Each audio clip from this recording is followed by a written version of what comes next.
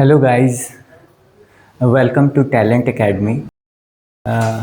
We have already learned about sexual reproduction in flowering plant, that is pre-fertilization events and post-fertilization events. Now, we will be talking about today is post-fertilization events.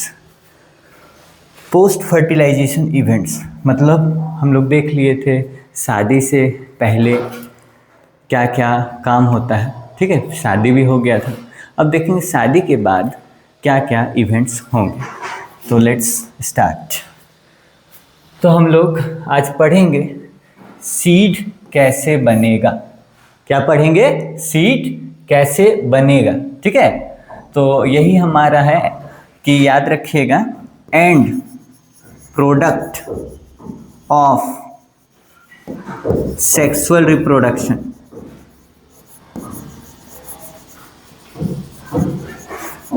Is seed. तो seed क्या है? ये sexual reproduction का क्या है? And product. इसमें हम लोग देखेंगे फ्रूट्स के बारे में भी, है ना।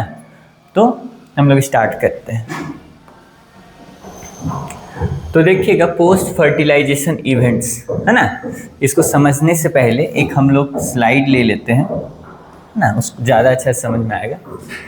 हम लोग लास्ट क्लास में ऑलरेडी देख चुके थे कि कोई फ्लावर होता है, ठीक है। उस फ्लावर में क्या होता है? तो थैलेमस होगा, है ना। उसमें क्या होगा? इस तरह का पेटल होगा, समझ लीजिए, ठीक है। इसमें फीमेल पार्ट होगा, ठीक है। हम ये रफली बना रहे हैं, ठीक है। इसमें मेल पार्ट होगा कुछ, ठीक है। इसमें कुछ मेल पार्ट होगा, इसमें कुछ मेल पार्ट होगा, ठीक।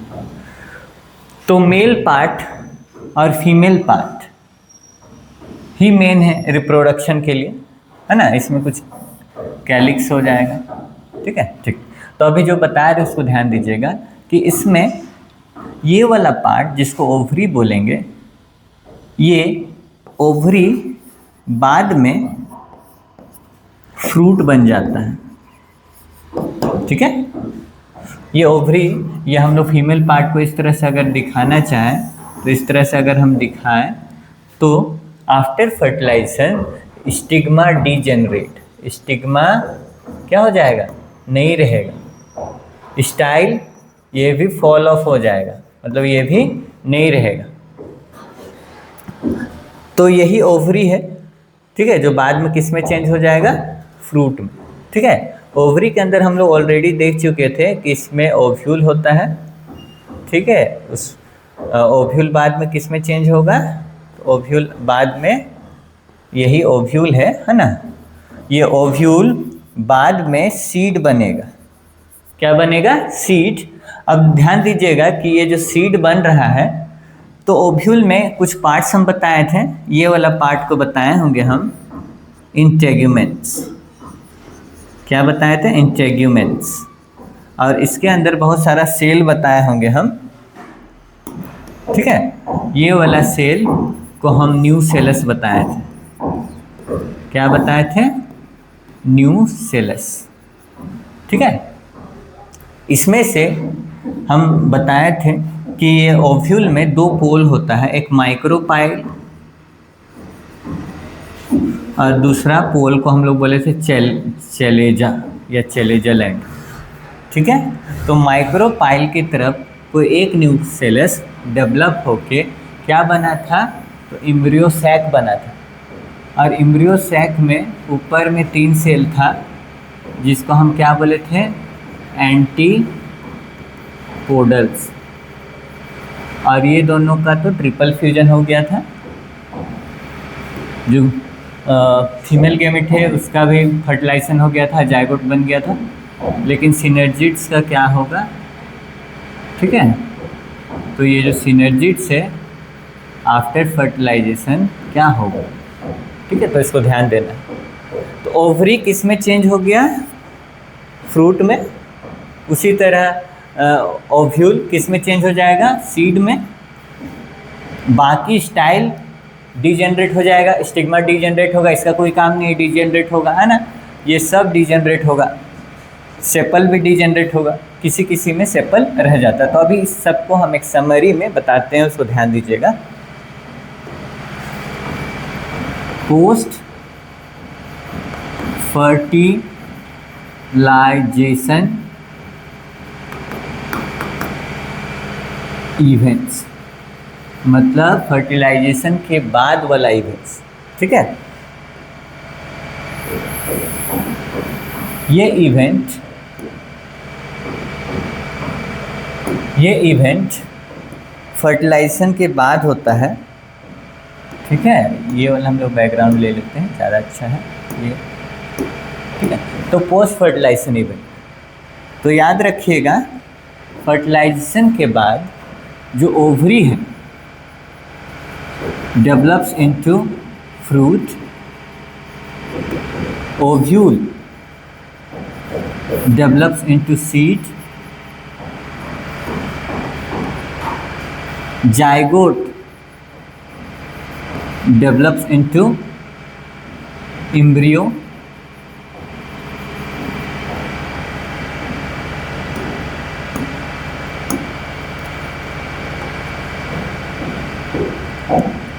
primary endosperm nucleus changes into primary endosperm cell, they are triploid in nature,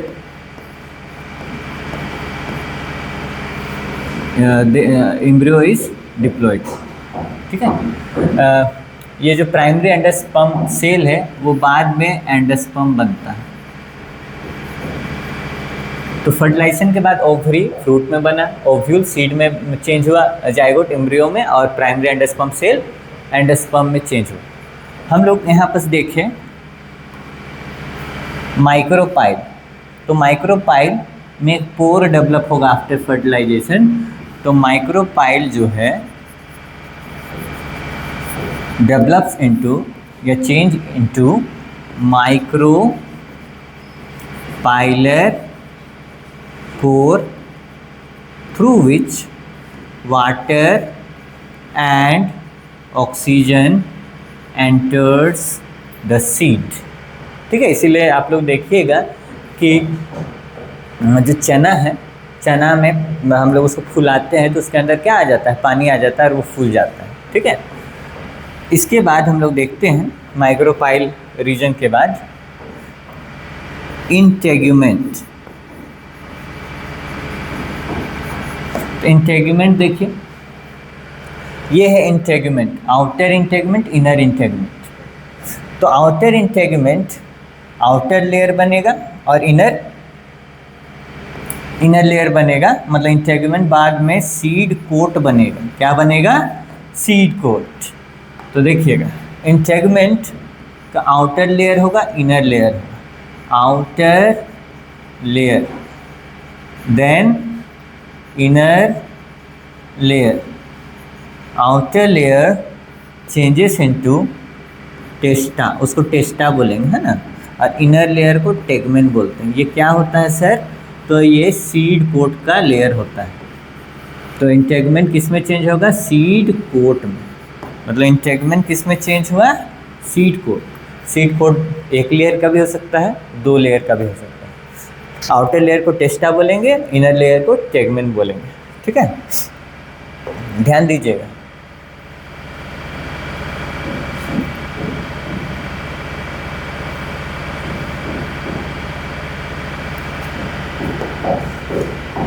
इसके बाद देखेंगे कि ये वाला पार्ट, जैसे हम लोग बात करेंगे पेडिसील, फ्लावर का डंटी, पेटल, ठीक है, pollen tube, stigma, style, sepal, ये सब का बाद में क्या होगा? आफ्टर फर्टिलाइजेशन ये सब क्या होगा? डीजेनरेट।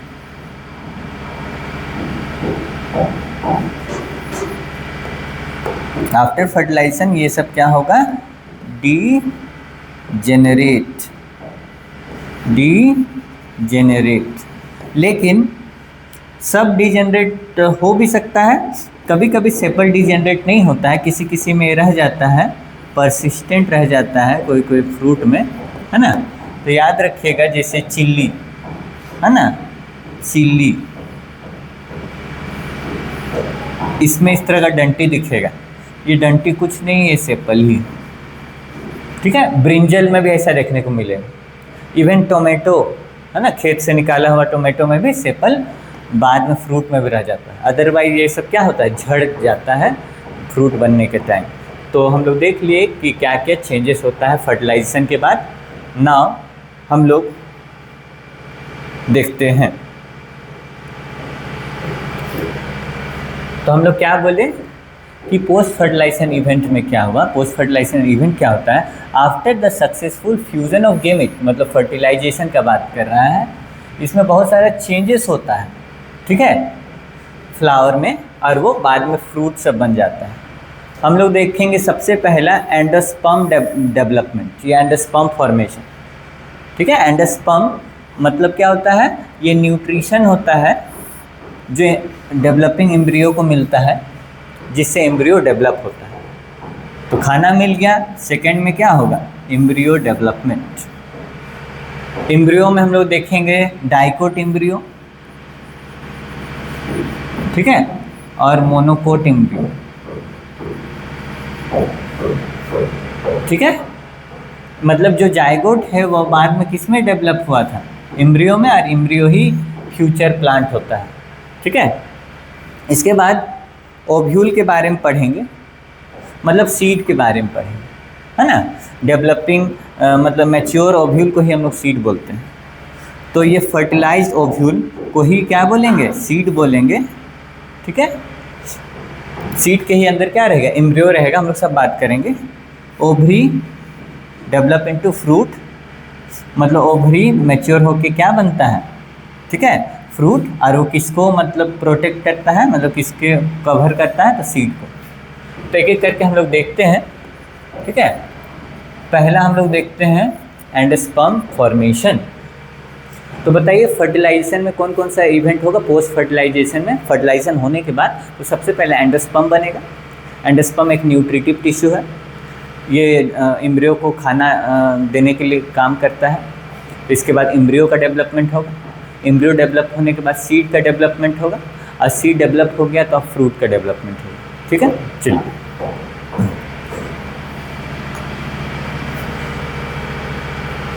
ठीक, तो हम लोग स्टार्ट करते हैं। इसको बोलेंगे हम लोग पहला 1 नंबर एंडोस्पर्म, ठीक है। ये जो एंडोस्पर्म है,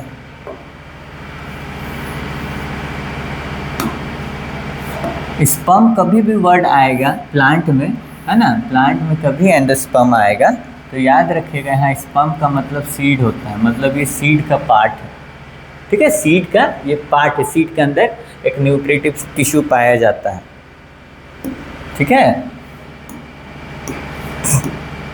देखिएगा, तो एंडोस्पर्म एम्ब्रियो बनने से पहले ही बनना पड़ता है, खाना पहले रहेगा तब ना एम्ब्रियो बनेगा। तो हम लोग बोलेंगे endosperm development before embryo development.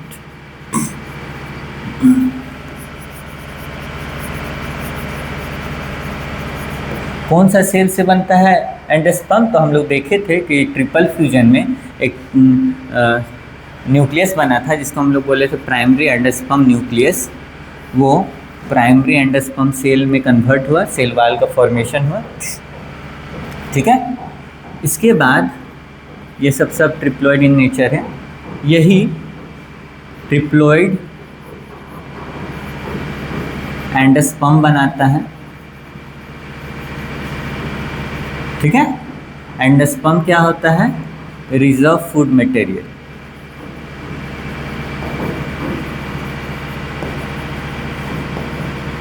ठीक है, जो क्या करता है एम्ब्रियो को खाना देता है ना। तो हम लोग बोल सकते हैं प्रोवाइड न्यूट्रिशन टू डेवलपिंग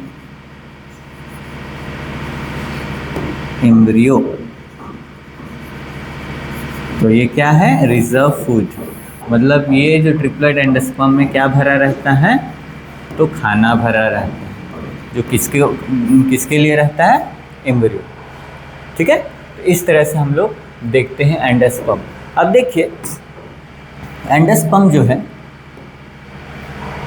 वो उसका भी टाइप होता है, टाइप्स ऑफ एंडोस्पर्म। दो तरह का इसका टाइप होता है। पहला फ्री न्यूक्लियर एंडोस्पर्म। ठीक है, फ्री न्यूक्लियर मतलब इसमें कोई सेल वाल नहीं रहेगा, केवल न्यूक्लियस रहेगा। ध्यान दीजिए, जो प्राइमरी एंडोस्पर्म न्यूक्लियस था उसमें माइटोसिस हुआ, और वो माइटोसिस केवल न्यूक्लियस में हुआ तो उसको कैरियोकाइनेसिस बोलेंगे। ठीक है, ये कलर नहीं लेंगे, ये कलर ले लेंगे। कैरियोकाइनेसिस मतलब डिवीजन ऑफ न्यूक्लियस। तो इसमें जो भी सेल बनेगा, प्राइमरी एंडोस्पर्म सेल बनेगा, ठीक है, लेकिन इसके अंदर मल्टीपल न्यूक्लियस होगा, बहुत ज़्यादा न्यूक्लियस। तो बहुत सिर्फ न्यूक्लियस होगा ये एंडोस्पर्म में, तो इसको फ्री न्यूक्लियर एंडोस्पर्म बोलते हैं। इसको क्या बोलेंगे? फ्री न्यूक्लियस बोलेंगे, है ना। और ये एंडोस्पर्म को क्या बोलेंगे? Free nuclear endosperm. आप लोग को याद होगा, इसका एग्जाम्पल हम बता रहे हैं, कोकोनट, है ना, कोकोनट वाटर या कोकोनट मिल्क भी बोलते हैं, है ना। उसमें जो लिक्विड हम लोग पीते हैं वो क्या है? एंडोस्पर्म ही है। कौन सा एंडोस्पर्म है? तो फ्री न्यूक्लियर एंडोस्पर्म है। और इसीलिए वो किस नेचर का हो जाता है? लिक्विड नेचर का होता है, क्योंकि उसमें कोई सेल जैसा कुछ नहीं रहता, उसमें न्यूक्लियस केवल रहता है ना। ठीक है, तो ये जब कोकोनट बच्चा रहता है, ग्रीन वाला रहता है, डाब वाला, है ना, तब ये इसको हम लोग टेंडर कोकोनट बोलते हैं। ठीक है, तो इसका एग्जांपल क्या होगा? फ्री न्यूक्लियर एंडोस्पर्म का तो टेंडर कोकोनट, है ना, उसका जो लिक्विड पार्ट होता है वो एंडोस्पर्म है, लिक्विड एंडोस्पर्म। ठीक है, अब देखिएगा दूसरा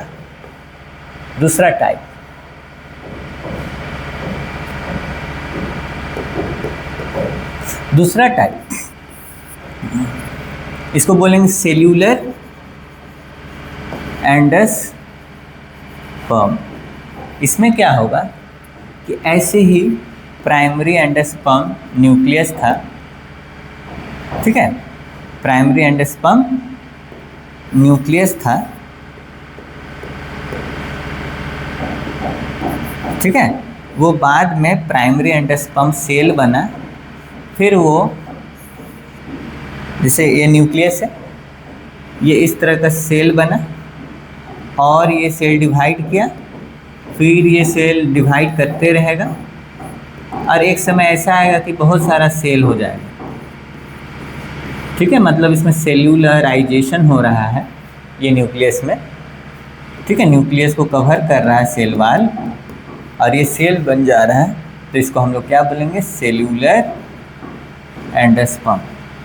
तो आप लोग ध्यान दीजिएगा कि आप लोग जो ग्रीन वाला कोकोनट है, जो कच्चा रहता है, जो डाब पानी बोलते हैं, वो बाद में मैच्योर जब हो जाता है तो ब्राउन कलर का हो जाता है, उसमें देखिएगा पानी कम हो जाता है और उसमें वाइट कलर का नारियल जिसको हम लोग खाते हैं वो ज़्यादा हो जाता है। तो नारियल बना कैसे? तो वही फ्री न्यूक्लियर एंडोस्पर्म से ही कुछ सेल बना जो वाइट कलर का हो गया और कुछ नहीं बन पाया, वो अभी भी लिक्विड का है। तो सेलुलर एंडोस्पर्म का एग्जाम्पल देखिएगा, तो सेलुलर एंडोस्पर्म का एग्जाम्पल, ठीक है, तो सेलुलर एंडोस्पर्म का एग्जाम्पल, इसका एग्जाम्पल देखिए, ठीक है, इसका एग्जाम्पल है वाइट कर्नल, है ना। वाइट कर्नल क्या होता है? ये मैच्योर कोकोनट का बात कर रहे हैं, ब्राउन कलर वाला, जिसको हम लोग पूजा में चढ़ाते हैं या खाते हैं। ये क्या है? ये कुछ नहीं, ये सेलुलर एंडोस्पर्म ही है। ठीक है, तो एंडोस्पर्म दो तरह का होता है, एक फ्री न्यूक्लियर एंडोस्पर्म, उसका एग्जांपल हम लोग कोकोनट लिक्विड हम लोग उसका एग्जांपल किया है ना, वाटर। और दूसरा एग्जांपल हम लोग देखे सेलुलर एंडोस्पर्म, उसका एग्जांपल हम लोग देखे कोकोनट का वाइट वाला पार्ट। ठीक है, चलिए अब हम लोग इसके बाद एम्ब्रियो देखेंगे। तो यहाँ एंडोस्पर्म के बारे में कुछ लिखा हुआ है कि एंडोस्पर्म यही फ्यूचर में एम्ब्रियो को न्यूट्रिशन देता है, तो नरिशिंग द फ्यूचर लिखा हुआ है। एंडोस्पर्म जो है ये प्राइमरी एंडोस्पर्म न्यूक्लियस से बनता है, ठीक है, और यही फूड का काम करता है, एम्ब्रियो को खाना देता है। इसमें हम लोग दो बात किए। पहला बात किए फ्री न्यूक्लियर एंडोस्पर्म, मतलब न्यूक्लियस डिवाइड करके इसमें सेल वाल नहीं बनता है, ठीक है, जिसे कोकोनट वाटर लिख चुके हैं हम, ठीक है। सेलुलर एंडोस्पर्म दूसरा एग्जांपल, जिसमें सेल वाल बनेगा, ठीक है, न्यूक्लियस डिवीजन के बाद। और इसका एग्जांपल कोकोनट मीट लिख दिया है, बस यहाँ लिखना चाहिए हम लोग को कोकोनट वाइट कर्नल, ठीक है। एक लास्ट थर्ड वाला यहाँ पास दिया हुआ है, ये सब प्लांट में नहीं होता है, ये किस प्लांट में होगा तो हम बता रहे हैं पैरासाइटिक प्लांट। पैरासाइटिक प्लांट जो प्लांट दूसरे प्लांट में ही ग्रो करता है, जैसे रेफ्लेसिया, जैसे उसको हम लोग बोलेंगे कस्क्यूटा, ठीक है। तो ये सब प्लांट जो है वो होस्ट में, मतलब प्लांट में ही रहता है, दूसरे प्लांट में, और इसमें रूट लाइक स्ट्रक्चर रहता है। और रूट लाइक स्ट्रक्चर मतलब वो रूट को इंजेक्ट करता है उस प्लांट में, तो उसी को हम लोग क्या बोलते हैं, होस्ट एरिया, और उससे न्यूट्रिशन खींचता है, क्योंकि ये सब पैरासाइट है। तो देखिए स्पेशलाइज सेल, ठीक है, ये न्यूट्रिशन को एब्जॉर्ब करता है होस्ट प्लांट से, है ना। जिस प्लांट से एब्जॉर्ब करेगा उसको होस्ट बोलेंगे, जो एब्जॉर्ब करेगा उसको पैरासाइट बोलेंगे, ठीक है। तो हम लोग का एंडोस्पर्म कंप्लीट हुआ। नाउ एम्ब्रियो का डेवलपमेंट देखते हैं, तो बहुत आसान है, हम लोग एम्ब्रियो पढ़ते हैं। तो हेडिंग, पहले तो इसका बैकग्राउंड चेंज कर देते हैं, ठीक है।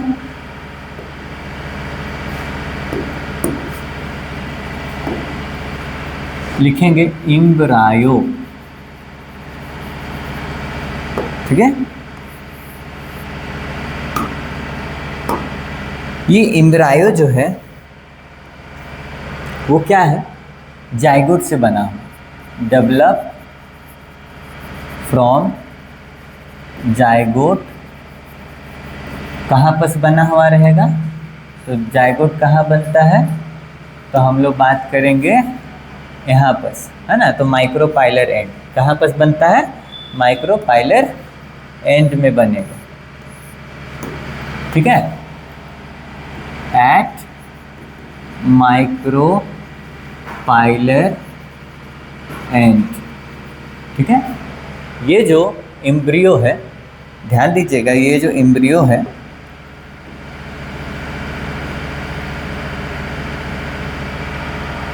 इसमें कितना पार्ट होता है, तो एम्ब्रियो का दो पार्ट होता है, ठीक है। तो एक एम्ब्रियो का पार्ट हम लोग बात करेंगे, तो एक को बोलेंगे हम लोग कोटिलेडन, और एक को बोलेंगे एम्ब्रियोनल एक्सिस। एम्ब्रियो का कितना पार्ट है, embryo consist of cotyledon and embryonal axis. अगर कोटिलेडन एक होगा, वन कोटिलेडन, तो उसको हम लोग बोलेंगे मोनोकोटिलेडन, मोनोकोटिलेडन, है ना, मोनोकोटिलेडन एम्ब्रियो। अगर दो रहेगा तो हम लोग बात करेंगे डाइकोटिलेडन। ठीक है, कोटिलेडन क्या है? ये एक तरह का पेट है, मतलब खाएगा ये, है ना, मतलब ये फूड है एक तरह का, तो रिजर्व फूड या स्टोर फूड बोलेंगे, है ना। तब ना एम्ब्रियो बढ़ेगा, उसका पेट है, खाएगा तब तो बढ़ेगा। इसको ज़्यादा खाना चाहिए तो डाइकोट, 2 पेट है इसके पास। इसको कम खाना चाहिए तो एक ही पेट है, मोनोकोट, है ना। अब देखिए एम्ब्रियोनल एक्सिस में 2 पार्ट होगा, एक को बोलेंगे प्ल्यूम्यूल और एक को बोलेंगे रेडिकल। प्ल्यूम्यूल से ही बाद में सूट बनता है, ऊपर वाला पार्ट, ज़मीन से ऊपर जो भी प्लांट दिखता है वो सूट, ये प्ल्यूम्यूल से बना हुआ है। और रेडिकल से रूट बनता है, ठीक है, बाद में। तो एम्ब्रियो का कितना पार्ट है? 2 पार्ट है, एक को बोलेंगे कोटिलेडन, दूसरा को बोलेंगे एम्ब्रियोनल एक्सिस। ठीक है, अब देखेंगे हम लोग एक एक करके मोनोकोट कोटिलेडन या मोनोकोट एम्ब्रियो और उसके बाद डाइकोट एम्ब्रियो के बारे में बात करेंगे। ठीक है, तो हम लोग आगे बढ़ते हैं। सबसे पहले हम लोग डाइकोट एम्ब्रियो के बारे में पढ़ते हैं। डाइकोट एम्ब्रियो,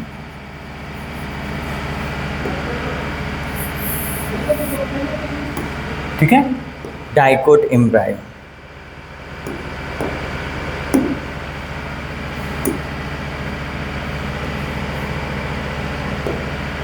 ठीक है, तो डाइकोट एम्ब्रियो कैसे दिखेगा, ध्यान दीजिएगा।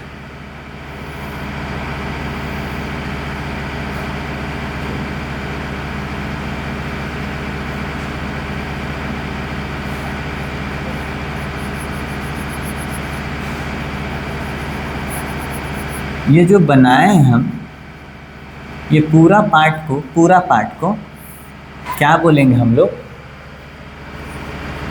कोटिलेडन, सॉरी, पूरा पार्ट को हम लोग क्या बोलेंगे? हम लोग एम्ब्रियोनल एक्सिस। तो कोटिलेड मतलब एक एम्ब्रियो में क्या रहता है? एम्ब्रियोनल एक्सिस, और क्या रहेगा? तो याद रखिएगा इसमें डाइकोट है ना, तो 2 कोटिलेडन होगा। कितना कोटिलेडन होगा? 2। तो ये जो हम बनाए हैं ये क्या है? यही कोटिलेडन है, कोई दिक्कत नहीं। तो एम्ब्रियो में 2 पार्ट होता है, एक एम्ब्रियोनल एक्सिस प्लस कोटिलेडन। कितना कोटिलेडन? 2। तो इसको हम लोग डाइकोट एम्ब्रियो बोलेंगे। एम्ब्रियोनल एक्सिस में और भी कुछ पार्ट्स है, उसको ध्यान दीजिएगा, ध्यान दीजिएगा। इसमें कोटिलेडनरी नोड के ऊपर वाला पार्ट, कोटिलेडनरी नोड के ऊपर वाला पार्ट, या फिर जहाँ पर कोटिलेडन अटैच हुआ उसके ऊपर वाला पार्ट को बोलते हैं हम लोग, ऊपर वाला पार्ट इपिकोटाइल। ठीक है, the portion above the cotyledonary node, है ना, ये वाला जो हम बनाए हैं जहाँ पर कोटिलेडन अटैच है, एम्ब्रियोनल एक्सिस का एक पार्ट जिसमें कोटिलेडन अटैच है उसको हम लोग बोलते हैं कोटिलेडनरी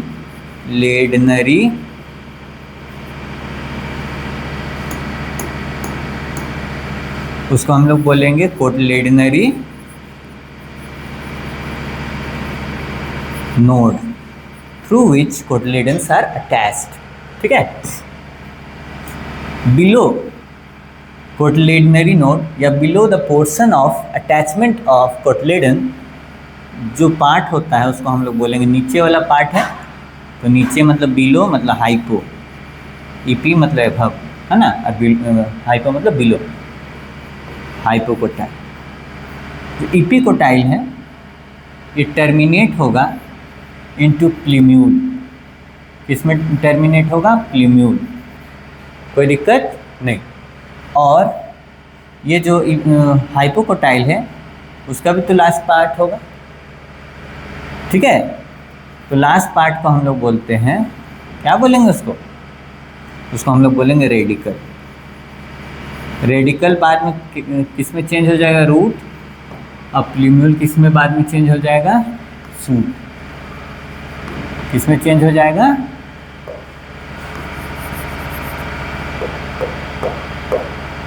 सूट। कोई दिक्कत नहीं।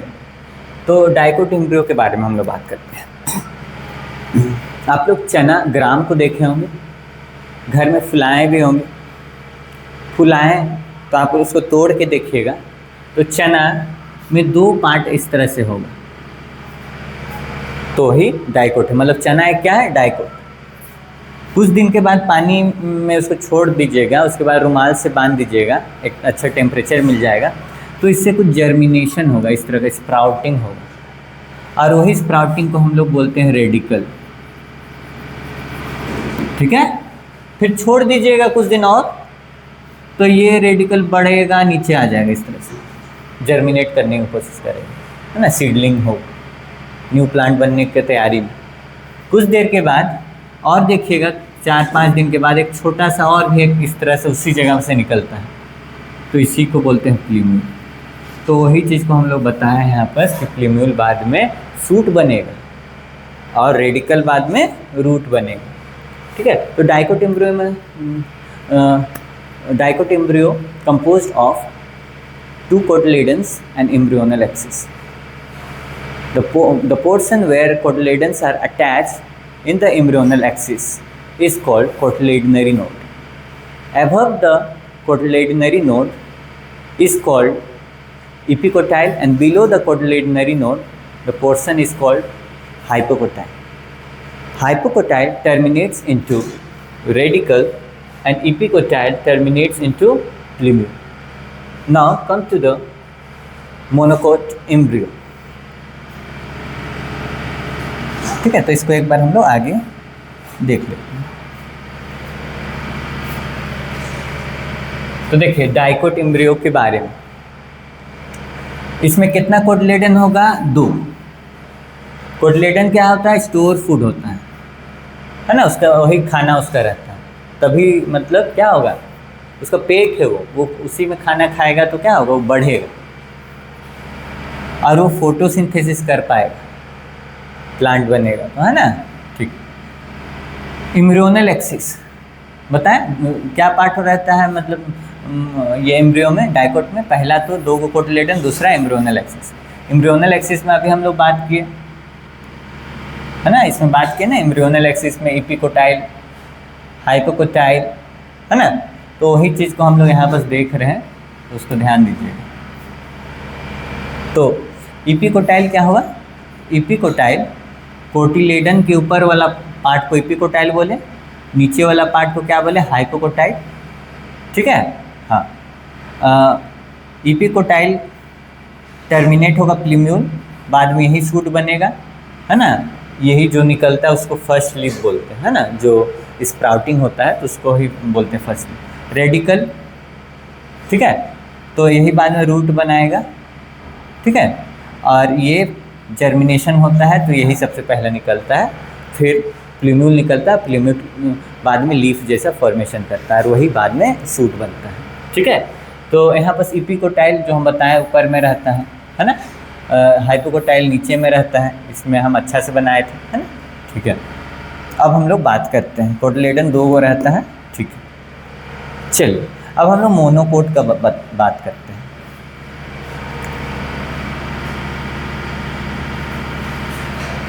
तो मोनोकोट एम्ब्रियो,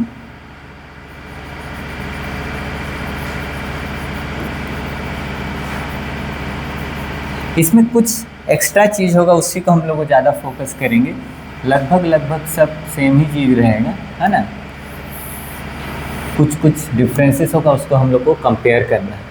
तो मोनोकोट एम्ब्रियो, इसमें हम लोग मैज का सीड लेंगे, मैज मतलब मकई वाला, ठीक है, मैज का सीड लेंगे।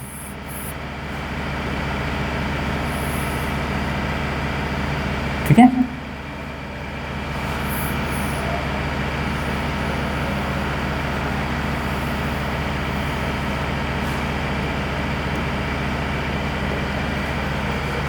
इसमें कहाँ पर रहेगा, मतलब एम्ब्रियो, ध्यान दीजिएगा, एम्ब्रियो रहेगा इस जगह, ऐसे एम्ब्रियोनल एक्सिस होगा, यहाँ कोटिलेडनरी नोड होगा और यहाँ पर बड़ा सा क्या रहेगा, बड़ा सा क्या रहेगा, यहाँ पर बड़ा सा रहेगा इस तरह का, इसी को कोटलेडन बोलेंगे। इसमें कितना कोटलेडन होगा, एक ही रहेगा। कितना कोटलेडन रहेगा, सिर्फ 1, ठीक है, 1 कोटलेडन। उस कोटलेडन का कोई नाम होगा, हाँ इसका कोटलेडन का नाम है स्क्यूटेलम, इसको ही याद करना है। तो स्क्यूटेलम हम लोग कहाँ पढ़े, मोनोकोट का एम्ब्रियो में, उसका कोटलेडन का क्या नाम है, स्क्यूटेलम, ठीक। इसमें दूसरा वाला भी कोटलेडन होता है, बट वो कोई काम ज़्यादा उसका रोल इसमें नहीं रहता है, वो अनडेवलप रहता है, उसको इपीब्लास्ट बोलते हैं, ठीक है। इसको अनडेवलप या रूडिमेंट्री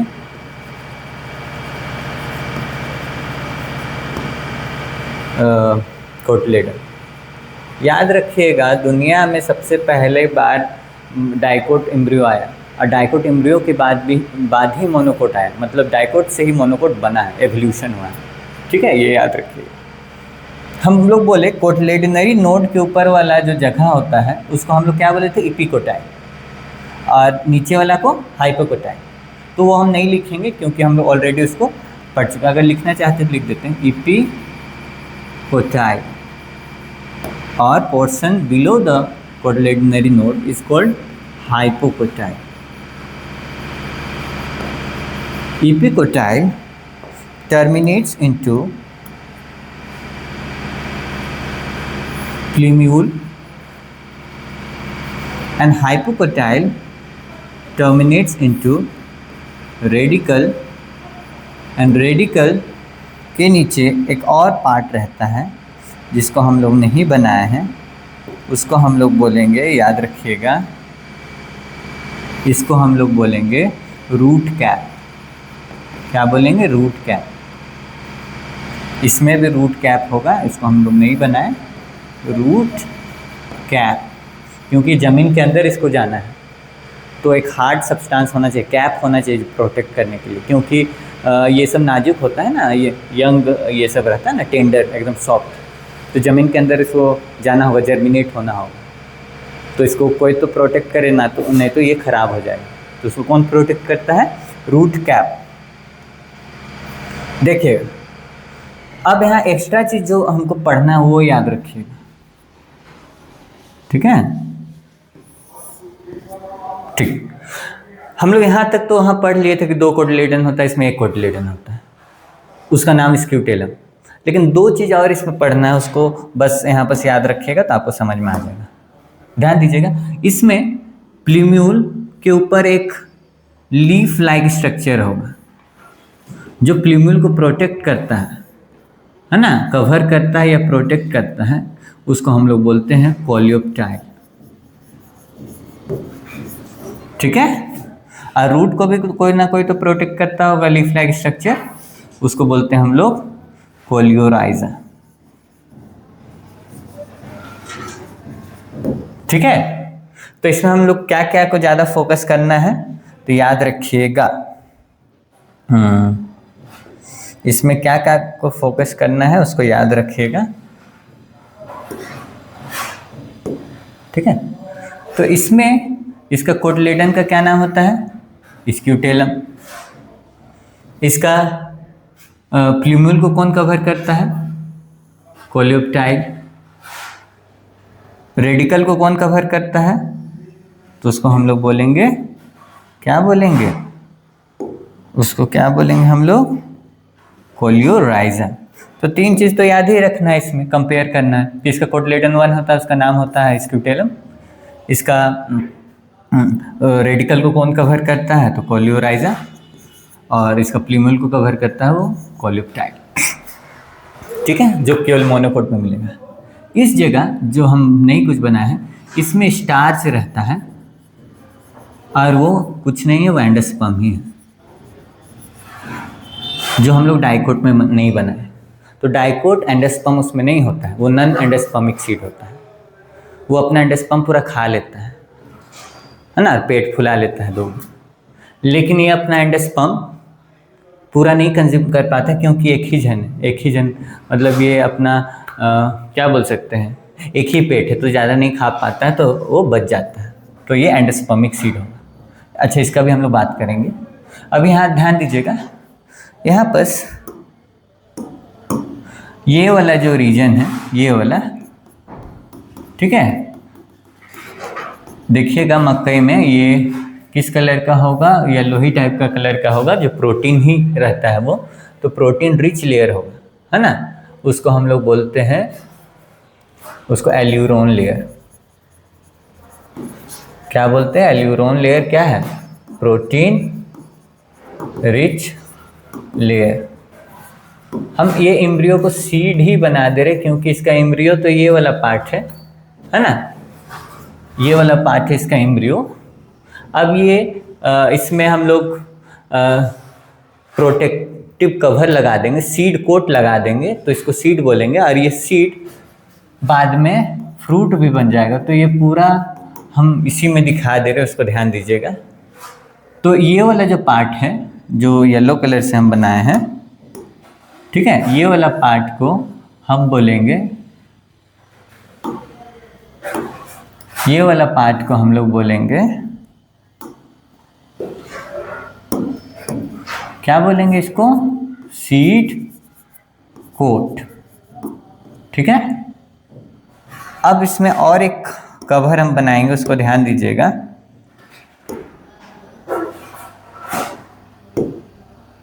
ठीक है, इस तरह से कवर बनाएंगे जो इसका फ्रूट वाल चिपका हुआ रहता है इसमें।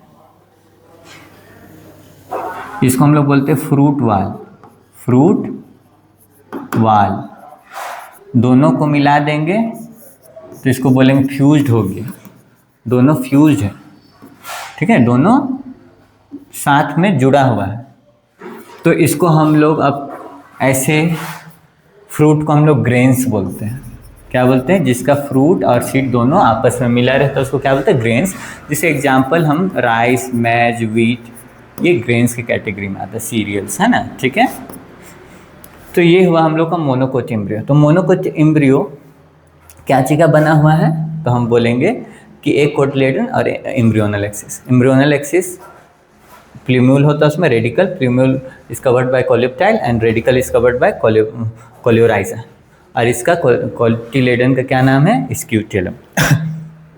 चलिए आगे बढ़ते फिर और हम समझाएंगे। देखिए, एम्ब्रियो डेवलपमेंट इन मोनोकोटिलेडनस एम्ब्रियो, ठीक है। तो इसमें सिंगल कोटिलेडन होता है। क्या होता है इसमें? सिंगल कोटिलेडन होगा। उस कोटिलेडन का क्या नाम होगा? स्क्यूटेलम। उस कोटिलेडन का क्या नाम होगा? स्क्यूटेलम। क्यों ऐसा हो रहा है? ठीक, तो इसमें क्या होगा? एक ही कोटिलेडन होगा, इसीलिए इसको मोनो मतलब ही होता है वन, कोटिलेडन मतलब कोटिलेडन, ठीक है। इसमें एम्ब्रियोनल एक्सिस में प्ल्यूम्यूल होगा जो सूट बनाएगा, सूट टिप, और रेडिकल जो रूट का टिप बनाएगा, ठीक है। इसमें प्ल्यूम्यूल को कोई प्रोटेक्ट करता है तो प्रोटेक्टिव सीट होगा पहला। दूसरा, अगर प्ल्यूम्यूल को प्रोटेक्ट करेगा उसको कोलियोप्टाइल बोलेंगे, रेडिकल को प्रोटेक्ट करेगा तो कोलियोराइजा बोलते हैं। क्योंकि मोनोकोट ज़्यादा बड़ा बड़ा पेड़ नहीं होता, छोटा, तो उसको ज़्यादा प्रोटेक्शन चाहिए, है ना। तो यहाँ बस उसी को दिखाया है। हम बताए थे ना रूडिमेंट्री कोटिलेडन, ये वाला इपीब्लास्ट, तो इपीब्लास्ट यहाँ यही है कोटिलेडन जिसको स्क्यूटेलम बोला गया। ये है कोलियोप्टाइल जो प्ल्यूम्यूल को कवर कर रहा है, ठीक है, सूट बनाएगा। रेडिकल को कौन कवर करेगा? कोलियोराइजा, और रेडिकल के नीचे रूट कैप होता है, ठीक है।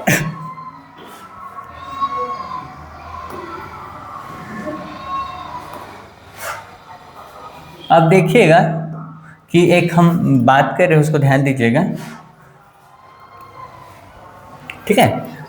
हम लोग बात करेंगे सीड के बारे में। किसके बारे में बात करेंगे? सीड।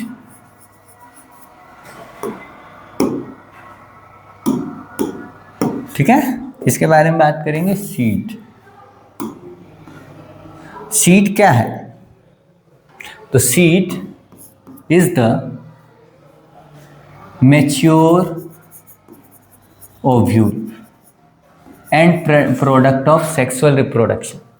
ठीक है, ये ओव्यूल से ही डेवलप होता है, सीड से ही न्यू प्लांट बनता है। तो सीड भी दो तरह का होगा। ठीक है, तो सीड क्या चीज़ का बना हुआ है हम लोग देखते हैं।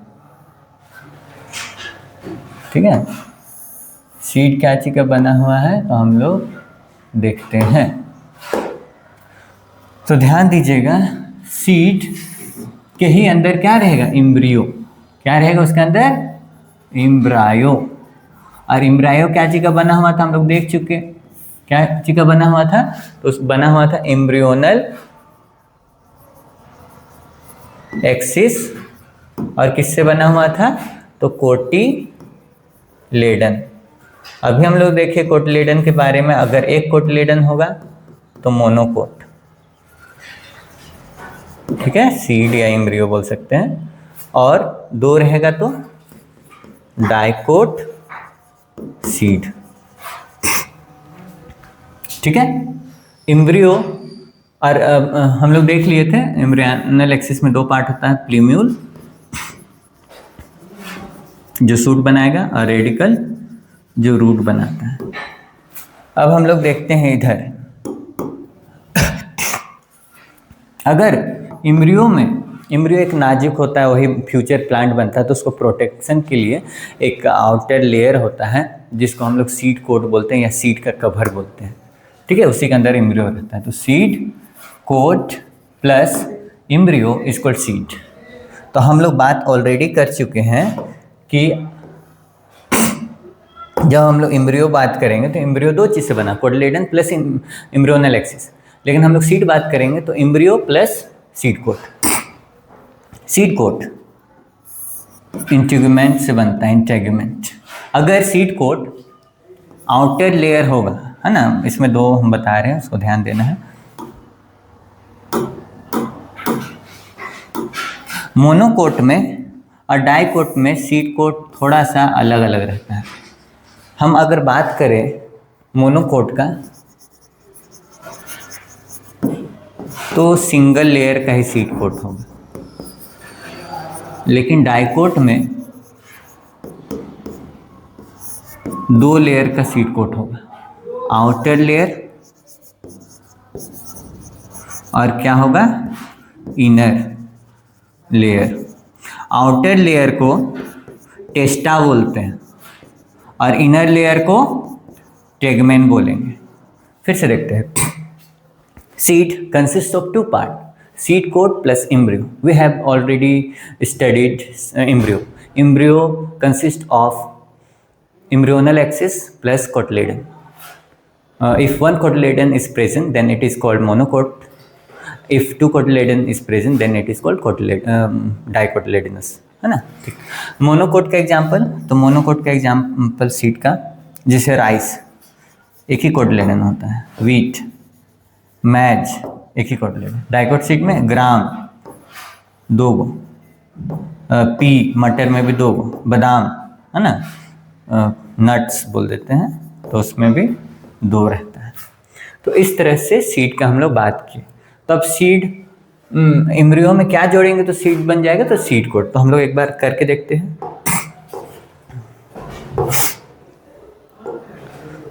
ध्यान दीजिएगा, इसमें हम लोग क्या जोड़ेंगे, इसमें हम लोग जोड़ेंगे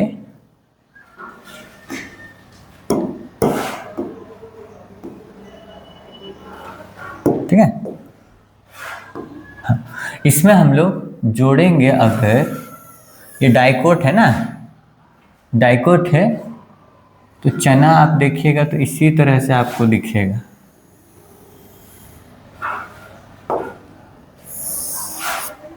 चना आपको इसी तरह से दिखेगा।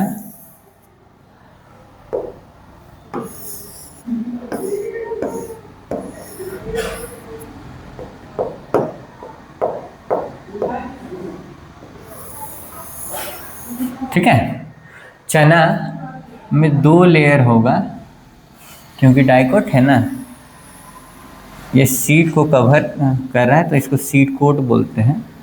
दोनों को मिला देंगे तभी तो इसको हम लोग ये एम्ब्रियो को अगर ये एम्ब्रियो में हम लोग सीड कोट अगर डालेंगे तब जाके ये सीड बन जाएगा।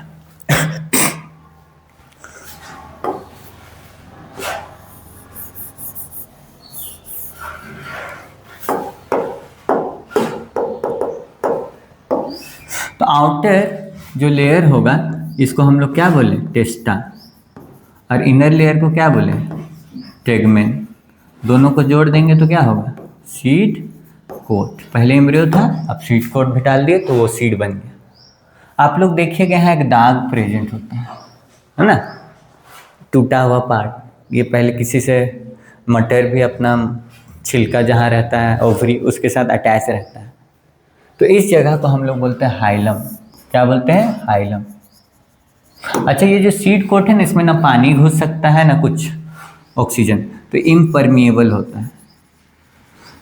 लेकिन हम लोग जब पानी में इसको फुलाते हैं तो कैसे फूल जाता है, कहीं से तो पानी घुसेगा। तो एक पोर होता है यहाँ पर,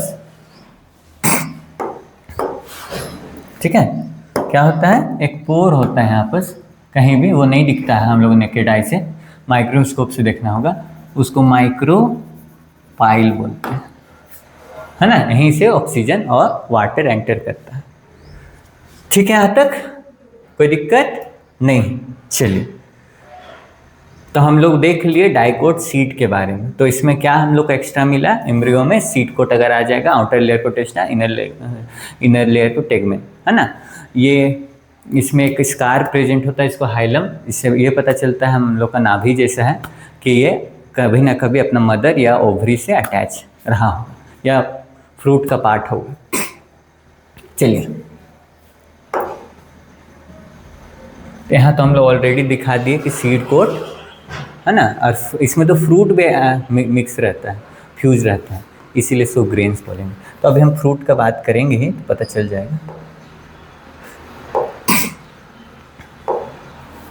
यहाँ पर हम लिखे हैं पीपीटी में कि सीड में दो कंपोनेंट होगा, एक को बोलेंगे हम लोग एम्ब्रियो और दूसरा को सीड कोट। ठीक है, एम्ब्रियो में ही क्या रहता है, एम्ब्रियोनल एक्सिस प्लस कोटिलेडन और एंडोस्पर्म भी रहता है। ठीक है, एंडोस्पर्म को हम लोग बोलेंगे कि ये लंच है, और ये लंच को ही कहाँ, अपना पेट में डालना है, मतलब स्टमक है कोटिलेडन, मतलब दोनों फूड ही रहता है। ठीक है, माइक्रोपाइल मतलब सीड में सीड कोट इम्परमिएबल होता है, मतलब इसमें ना वाटर एंटर कर पाएगा सीड में, ना ऑक्सीजन। तो फिर कैसे सीड जर्मिनेट होगा, कैसे उसके अंदर पानी जाएगा। कैसे हम लोग चना फुलाएंगे, तो चना फुलाते हैं तो वो फूल जाता है जब सीड कोट इम्परमिएबल होता है। तो एक पोर होता है जो माइक्रोस्कोपिक होता है, नेकेड आई से नहीं देख पाते हैं, तो उसको बोलते हैं माइक्रोपाइल। इसी के थ्रू वाटर और ऑक्सीजन एंटर करता है। ठीक है, और सीड जर्मिनेट होता है। ठीक, अब ध्यान दीजिएगा कि सीड दो तरह का होता है। एक को बोलते हैं एल्ब्यूमिनस सीड, जिसको एंडोस्पर्मिक सीड भी बोलेंगे, और एक को नॉन एंडोस्पर्मिक सीड या नॉन एल्ब्यूमिनस सीड बोलते हैं। तो किस बेसिस पे आप बोले सर, तो ध्यान देना है। अगर देखेंगे एंडोस्पर्म बचा हुआ रहेगा, प्रेजेंट रहेगा, तो वैसे सीड को हम लोग एंडोस्पर्मिक सीड बोलेंगे या एल्ब्यूमिनस सीड बोलेंगे। ठीक है, लेकिन एंडोस्पर्म अगर खत्म हो जाएगा तो उसको हम लोग क्या बोलेंगे, नॉन एंडोस्पर्मिक सीड बोलेंगे। तो देखते हैं, देखिए हमें यहाँ पर बनाया है कि ये हमारा लंच बॉक्स है और ये है हमारा स्टमक। ये भी हमारा लंच बॉक्स है, ये हमारा स्टमक। इसमें स्टमक एक बनाया है मतलब मोनोकोट है, इसमें स्टमक दो बनाया है मतलब ये डाइकोट है। अगर मम्मी हमको लंच दी और हम अकेले हैं, और मम्मी लंच दी और जब दो कोई है, तो याद रखिएगा कि एक कोई पूरा लंच कंप्लीट नहीं कर पाएगा तो कुछ एंडोस्पर्म बच जाएगा। लेकिन अगर दो कोई है तो वो लंच बचेगा नहीं, खत्म हो जाएगा। ठीक है, तो मोनोकोट में एक ही कोटिलेडन होता है, तो याद रखिएगा उसमें एंडोस्पर्म बच जाता है, मतलब मोनोकोट एंडोस्पर्मिक सीड होता है। क्या होता है, एंडोस्पर्मिक। क्यों, क्योंकि एंडोस्पर्म उसमें बच गया। बट डाइकोट जो होता है, डाइकोटिलेडोनस, उसमें एंडोस्पर्म नहीं बचता, ये पूरा खा जाता है। ये लोग दो जन है, तो ये नन एंडोस्पर्मिक बोलते हैं, ठीक है। तो देखिए, एंडोस्पर्मिक सीड को एल्ब्यूमिनस सीड भी बोलते हैं, और नन एंडोस्पर्मिक को एक्स एल्ब्यूमिनस सीड भी बोलते हैं, या नन एल्ब्यूमिनस सीड, जिसमें एंडोस्पर्मिक सीड मतलब endosperm present, non endospermic seed मतलब जिसमें एंडोस्पर्म एब्सेंट। क्यों यहाँ प्रेजेंट है? क्योंकि ये पूरा सीड नहीं खा पाया। सीड डेवलपमेंट में, मतलब सीड जर्मिनेशन होने से पहले या सीड डेवलप होने से पहले ये पूरा कंप्लीटली कंज्यूम नहीं कर पाता है, तो बच जाता है, ठीक है। इसीलिए इसको एंडोस्पर्मिक सीड बोलते हैं। बट इसमें नहीं बच पाता है, ये लोग पूरा खा जाता है, क्योंकि दो जन है ना, दो डाइकोट है ना, तो इसीलिए याद रखिएगा कि इसको नॉन एंडोस्पर्मिक सीड बोलते हैं। एंडोस्पर्मिक सीड इज द किस में होगा? Is the characteristic feature of monocot seed. And dicot seed में क्या मिलता है? Non endospermic seed. तो non endospermic seed is the characteristic feature of dicot seed. Example बताइए। तो जितना भी मोनोकोट सीड होगा, जैसे कोकोनट का अंदर में हम लोग व्हाइट वाला पार्ट खाते हैं, वो सेलुलर एंडोस्पर्म होता है, और जो लिक्विड वाला पार्ट खाते हैं वो फ्री न्यूक्लियर एंडोस्पर्म होता है, ठीक है। इसका एग्जाम्पल जैसे चना, मटर है ना, ग्राउंड नट, ये सब नॉन एंडोस्पर्मिक सीड होता है। कुछ एक्सेप्शन भी है। जनरली एल्ब्यूमिनस सीड या एंडोस्पर्मिक सीड मोनोकोट का कैरेक्टरिस्टिक फीचर है, लेकिन कुछ डाइकोट है जो इसके अंदर आएगा, तो उसको हम लोग समझते हैं। देखिएगा, कोई कोई मोनोकोट सीड एक होगा, उसमें एक ही कोटिलेडन होगा, लेकिन वो कैसा होगा? थिक होगा, मोटा होगा। अगर मोटा लड़का को लंच दे दिया जाए तो पूरा खा जाएगा कि नहीं खा जाएगा? तो उसमें वो पूरा लंच खा जाएगा। एक ही है लेकिन वो मोटा है तो पूरा खा जाएगा, तो इसमें एंडोस्पर्म क्या होगा? नहीं बच पाएगा, पूरा खा लिया, ठीक है। तो उसका एग्जाम्पल होगा, याद रखिएगा, मोनोकोट का एग्जाम्पल देखिए कि मोनोकोट ऑर्किड है, मोटा सा है, ठीक है, मोटा सा है, और वो अपना एंडोस्पर्म पूरा खा जाता है, पूरा, तो उसमें एंडोस्पर्म बचता ही नहीं है। तो ये मोनोकोट होने के कारण भी ये क्या है? नॉन एंडोस्पर्मिक सीड, ठीक है। चलिए, अब देखिए, कभी कभी ऐसा भी होगा कि दो लड़का है तो वो लोग लंच खा ले रहा है, लेकिन कभी कभी दो ऐसा लड़का होगा जो बहुत पतला पतला होगा, वो उसको कुछ भी दे दे खाने, फिर भी वो नहीं खा पाएगा। तो इसमें क्या होगा कि थिन लड़का है, पतला सा लड़का है, ठीक है, फिर भी अपने एंडोस्पर्म को वो नहीं खा पा रहा है। जब नहीं खा पाएगा तो उस पर एंडोस्पर्म क्या हो जाएगा? बच जाएगा। मतलब डाइकोट होने के बावजूद उसको नॉन एंडोस्पर्मिक होना चाहिए, बट क्या होगा? वो उसमें एंडोस्पर्म बचा हुआ रहेगा। क्यों? क्योंकि ये लोग पतला पतला अपना नहीं खा पाया। तो देखिएगा, एक डाइकोट है जिसका नाम है कैस्टर R&D ऑयल, जिससे बनता है कैस्टर ऑयल, ठीक है, वही वाला। ये डाइकोट है तो इसको नॉन एंडोस्पर्मिक में रहना चाहिए, लेकिन ये किसमें है? एंडोस्पर्मिक, क्योंकि ये पूरा कंज्यूम नहीं कर पाया एंडोस्पर्म, ठीक है। चलिए देखिए, फ्रूट हम लोग देख चुके हैं। एम्ब्रियो दो चीज से बना हुआ है, क्या क्या चीज से? तो एम्ब्रियोनल एक्सिस प्लस कोटिलेडन, ठीक है। एम्ब्रियोनल एक्सिस में प्ल्यूम्यूल होता है और रेडिकल होता है। प्ल्यूम्यूल से शूट बनता है, रेडिकल से रूट बनता है। कोटिलेडन एक रहेगा तो मोनोकोट, दो रहेगा तो डाइकोट, हम लोग देख चुके हैं। अगर एम्ब्रियो में, ठीक है, सीड कोट डाल देंगे तो उसको सीड बोलते हैं, ठीक है। तो सीड सिंगल लेयर का भी हो सकता है, डबल लेयर का भी हो सकता है। सिंगल लेयर मोनोकोट में पाया जाता है, डबल लेयर डाइकोट में पाया जाता है। डबल लेयर आउटर को टेस्टा बोलते हैं, इनर को टेगमेन बोलते हैं। ये हम लोग ऑलरेडी देख चुके हैं। तो अगर हम लोग फ्रूट बनाना है तो फ्रूट में सीड प्लस फ्रूट वाल अगर जोड़ देंगे तो उसको हम लोग फ्रूट बोलते हैं। तो फ्रूट वाल पतला होगा, ड्राई होगा तो ड्राई फ्रूट, मोटा होगा और फ्लेसी होगा, रसीला, तो उसको हम लोग बोलते हैं फ्रेश फ्रूट, है ना, या फिर फ्लेसी फ्रूट। फ्रूट वाल को हम लोग पेरिकार्प बोलते हैं। पेरी मतलब किनारे, कार्प मतलब फ्रूट, तो याद रखिएगा फ्रूट में अंदर में सीड होगा, उसके किनारे में जो भी मतलब फ्रूट का वाल होगा उसको पेरिकार्प बोलेंगे।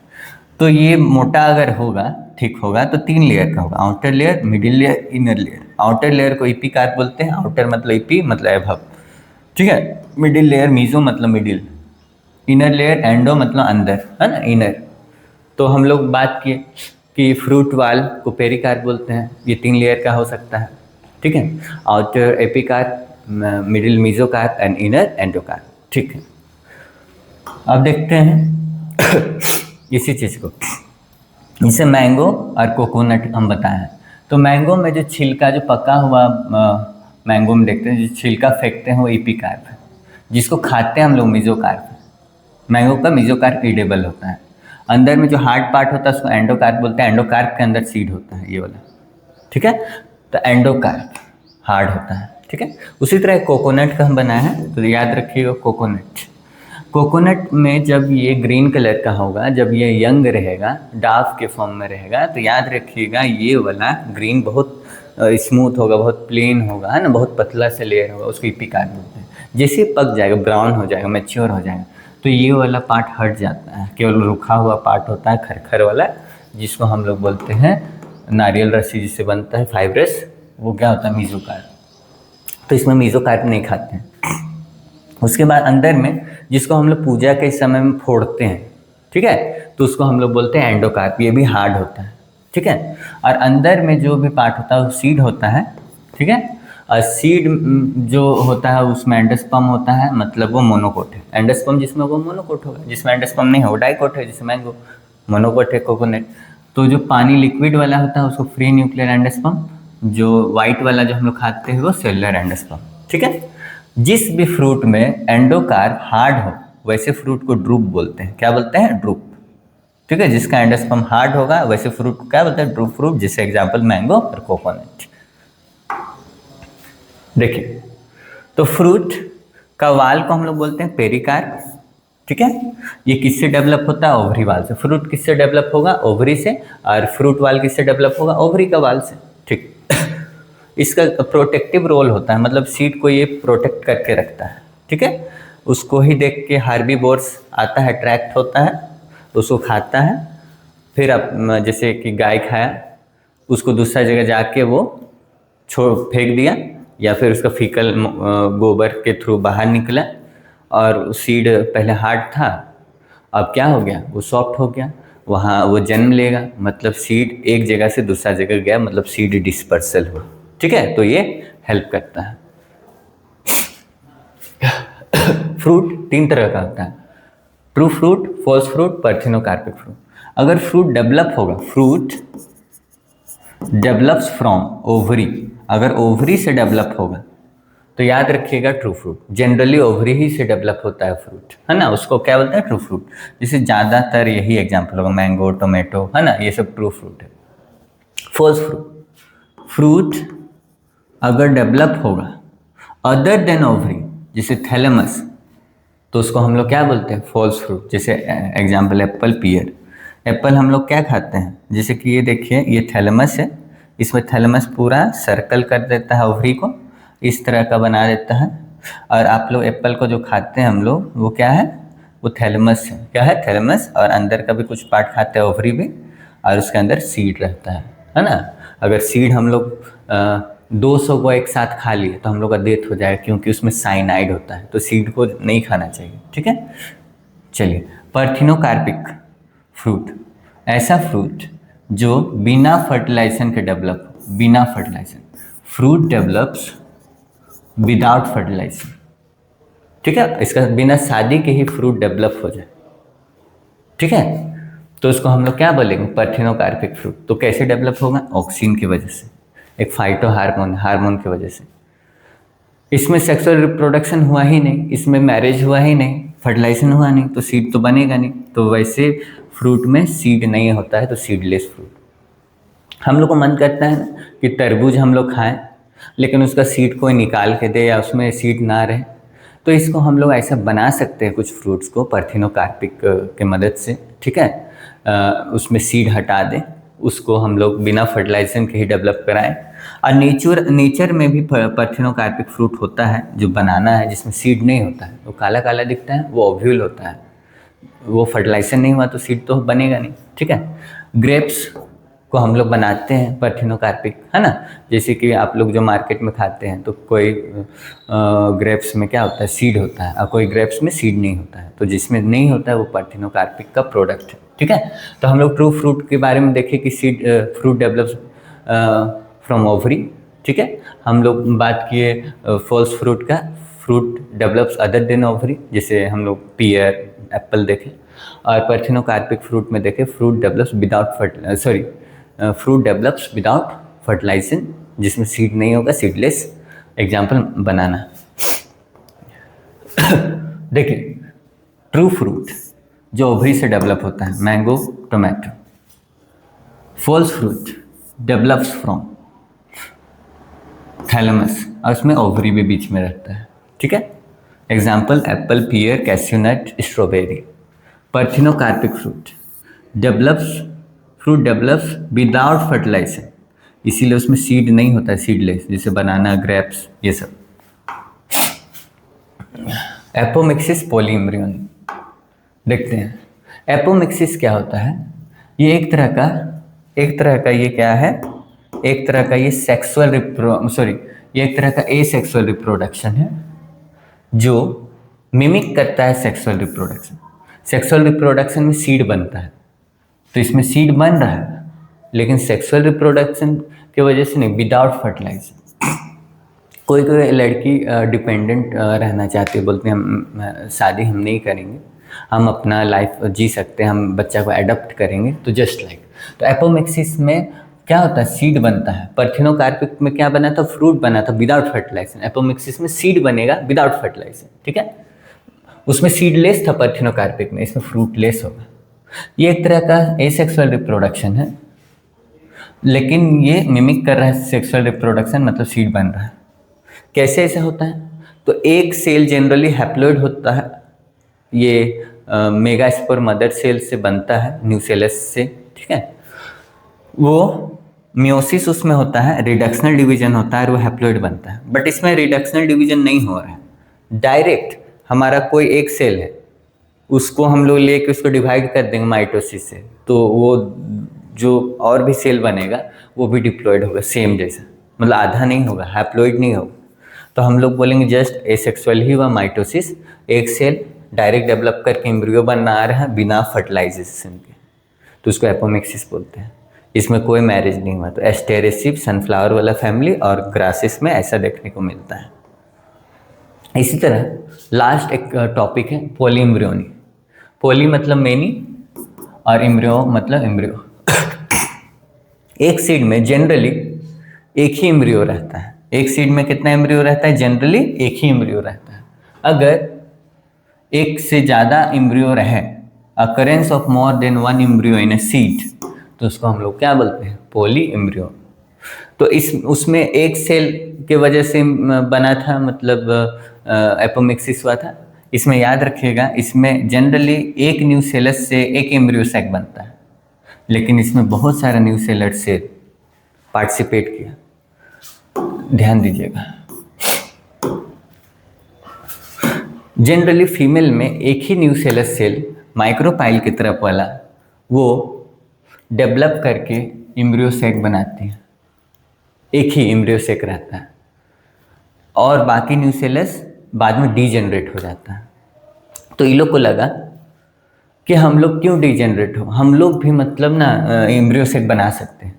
तो ये लोग भी, न्यूसेलस सेल भी क्या होगा, पार्टिसिपेट करेगी कि हम बोलेगी कि हम भी ये बनाएंगे एम्ब्रियो सैक। तो मेनी हम लोग क्या बोलते हैं, many nucellus cell participate in the formation of embryo sac. Embryo sac रहेगा तो ज़्यादा फर्टिलाइजेशन होगा अलग अलग मेल से, तो हम लोग मेनी एम्ब्रियो बनेगा, तो बहुत सारा एम्ब्रियो रह जाएगा एक ओव्यूल या एक सीड में, ठीक है। एग्जाम्पल इसका साइट्रस फ्रूट, इसका जो सीड देखिएगा बहुत सारा एम्ब्रियो रहेगा। मैंगो में भी वैसे ही होता है, ठीक है। साइट्रस फ्रूट मतलब जैसे ऑरेंज हुआ, लेमन हुआ, ये सब साइट्रस फ्रूट हो। एक और कॉन्सेप्ट है जिसका नाम है पेरिस्पर्म। जैसे एंडोस्पर्म बात की, अंदर रहता है, लेकिन पेरिस्पर्म का मतलब होता है कि कुछ न्यूसेलस सेल बाद में डीजेनरेट हो जाता है, एम्ब्रियो सैक के किनारे रहता है, उसका काम नहीं, डीजेनरेट हो जाता है। लेकिन किसी किसी में ये नहीं डीजेनरेट होता है, तो हम बोलेंगे परसिस्टेंट, या हम लोग बोलेंगे रेसिड्यूअल ऑफ न्यूसेलस, या इसको हम लोग बोलेंगे रेमिनेंट ऑफ न्यूसेलस। ठीक है, तो उसको क्या बोलेंगे? Perisperm. Example beetroot, example black pepper. इसमें क्या होता है? इसमें पेरिस्पर्म प्रेजेंट रहता है, अदरवाइज सब में एब्सेंट रहता है। ठीक है, कुछ ऐसा सीड होगा जो बहुत दिन तक जिंदा रहेगा, और कुछ ऐसा सीड होता है जो मतलब फ्यू डेज ही तक जिंदा रहता है। तो कुछ ऐसा सीड होता है जैसे कि हम बता रहे हैं ल्यूपिनस, ठीक है, आर्कटिकस, ये 10,000 साल तक जिंदा रहता है, इसका सीड वायबल रहता है। डेट पाम, उसका 2000 साल तक सीड जिंदा रहता है। ठीक है, तो इस तरह से हम लोग आज कंप्लीट करते हैं। तो this is all about sexual reproduction in flowering plant. We have already discussed about pre-fertilization event in the first lecture. Then we studied about fertilization event in the second lecture, and now we are completing with post-fertilization event. So hope you will like this lecture. In the next lecture we will be talking about talking about new chapter, है ना, जैसे reproduction in animal, है ना, human reproduction का हम लोग बात करेंगे। तो आज के लिए यहीं तक छोड़ दे रहे हैं। That's all, thank you.